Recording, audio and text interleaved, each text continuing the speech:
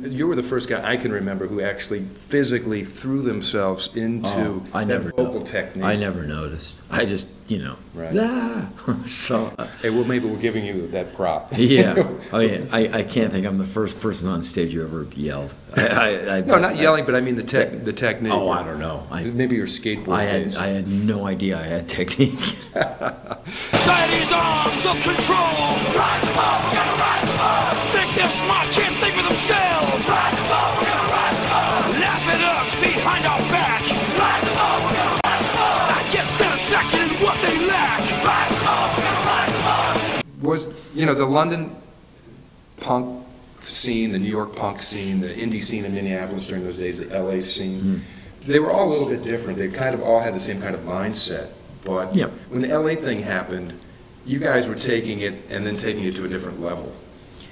Well, we were Black Flag was a very insular band, and our leader was Greg Ginn, who was thinking on his own. He's not going to try and sound like it was impossible for him to sound like anyone. You ask him, hey, we should cover this song. He's looking at I can't play. He doesn't even know what it means. He just. Right. If it wasn't a guitar, it would have been a paintbrush or something with that guy, because he had the thing in him. He happened to collide with a guitar.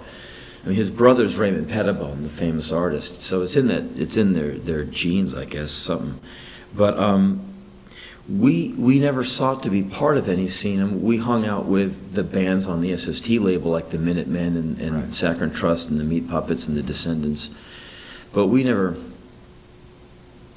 wanted to be part of a movement or anything. And also we lived by the beach, and the Hollywood bands were in Hollywood, way down the road. Right.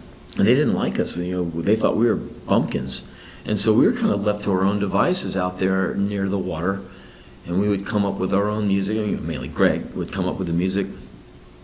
And so we would kind of do this stuff and release these records and never once think about what the public reaction would be. It never occurred to us to go, okay, we need to make the song that's got that, because it just was never in our mind that we're going to get rich doing this, we're going to get famous doing this, and we're going to sell a lot of records if we do that. It was like, we're going to make this record with these songs that we've done, and we're going to put it out and go on tour like we did the time before and the time before. And, someone will go like, man, you did an instrumental on your record, I hate you guys now. You're like, okay. Right. We're not, it never occurred to us to go, oh, okay, make note of that. They don't like instrumentals. Okay, no.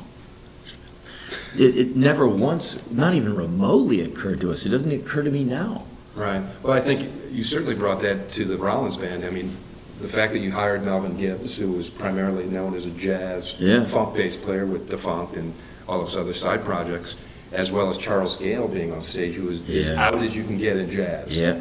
And I mean, you have to be pretty strong-willed and believe in your convictions as an artist just to even make that introduction to your fan base. Well, we just do what we want. And our fans at that point they just knew, okay, who knows what's coming on stage. And they liked it. I mean, sometimes we'd have Charles Gale and Vernon Reid on stage with us. It was, some great din would come off that stage. Really great bunch, a feast of noise. And we never once thought people won't like. We're like, are you kidding? We're making some new music here. Isn't that the thing to do? And so I've never been in a position where I was tempted by the potential of commercial appeal, because it was never an option. It was always, like Lou Reed said, if you're small of fame, you just basically are left to do whatever you want. And that's what he said once. And he said, if I stopped making records, no one would notice. And in that, I just do what I want. Right. Because no one really cares anyway. Those people who like you, they'll check it out. You could blow on bagpipes if you're Lou Reed. And everyone goes, yeah, he did a bagpipe record. Let's check it out. I'd buy it because it's Lou Reed. Right. And so I've always been in that little tiny category where if I stopped doing everything tomorrow, I'd get a few emails. Dude, what? That would go away in 3 weeks, and the website, no one would go to it. And I don't believe that. Oh, I do. Really? I think people move on. Yeah, and now if you're Ozzy Osbourne, or if you're like Celine Dion, if you're like an institution or someone who's sold a lot of records, there's a big demand. But there's not a real big demand for me or what I do. And doesn't mean I don't think I'm doing something, you know, I think good, you're good underselling work. yourself. I don't know about that. But I think that you can just keep doing your thing, and I think there'll always be an audience for someone who is just out there letting her rip, you know? Right. And that's why would you want to do anything else? Why would you want to filthify music by not doing what you want? You're betraying it. Well, fear, I think, for a lot of young bands who listen to the labels and say, you should do this, you should do that. And they think, well, they know because they're in the game. Yeah. You need this producer to get to the next step. Yeah, and there's No backbone, I guess. well, or just the value system has become different, where like you really want to be on MTV, you really want to be the next celebrity. Tool, Yeah. you know, or you know you want the money and the chicks and you know all the trappings of all of it. And when I see MTV, it just looks like sheer misery. You know, because like you know, most of the people you meet there, you say to them, okay, these bands are really lame. They're like, oh yeah, we know. So Is that sad? I know it's. so that's your job, promoting the stuff you don't like. They're like, yeah. Is the internet a good thing? It's taken away the third wall for a lot of people. They're no longer any gatekeepers. Now kids can make their own music, their own movies, their own videos. I think mostly it's a good thing. Until the internet thing where like the 40-year-old man preys upon the 15-year-old girl and Right. bad things happen. But there's always been that danger element because there's always awful people in the world and they'll use any mechanism they can to achieve the goal. Now sometimes with technology there's access, but there's also a lack of privacy. Like when the White House could potentially check out every website you've been to, I don't lose any sleep over that because I know the websites I go to, they're mostly boring. Right. But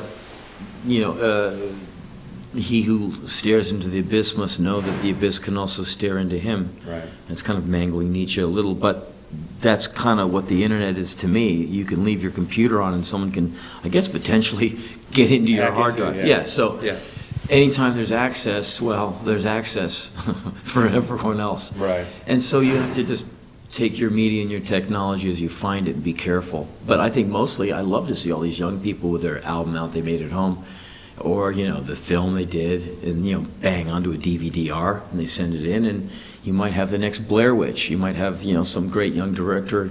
Maybe we'll get another Wes Anderson out of the deal, and that's what that's great. Or another Prince. Prince did his record at home. It was a big revelation, and now Every rap artist. Well, the software he did it on now is like hilarious. It's like, are you kidding? There's way better drum programs than that. My little brother has better, Right. But at the time, everyone like, he did it at home? And now, man, I hear a lot of records done in people's dens, and they're slamming. Right. Good guitar sounds, good drum sounds. Yeah. So anyway, it's a new revolution. Yeah. It really is. Henry, thanks for sharing your life. Well, even no though problem. it was brief. Well, everything in life is brief. Yeah. Thanks for being on the Culture Catch. We'll see you soon. All right. Good luck. I'm one of those horrible men who judges women by the most shallow criterion. Don't ever try to judge a woman or anybody by asking them their top 3 records, top 5 foreign films of all time. That's that high fidelity, stupid list shit that some guys do. And I can't be alone. There's at least one moron in here who does that with women. And women have seen everything come by 80 times. And if you say, so what's your top 5 films? The girl goes, oh God, he's one of those guys. I can't wait for this to be over. He's not even getting a hand job. I am out of here.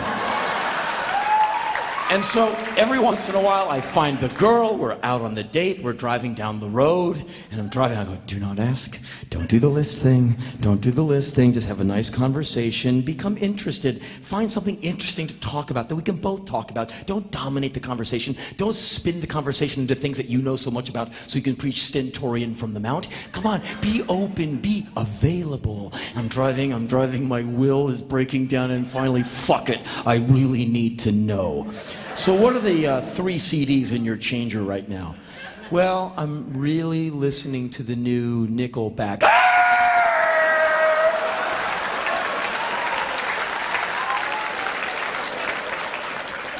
Get the fuck out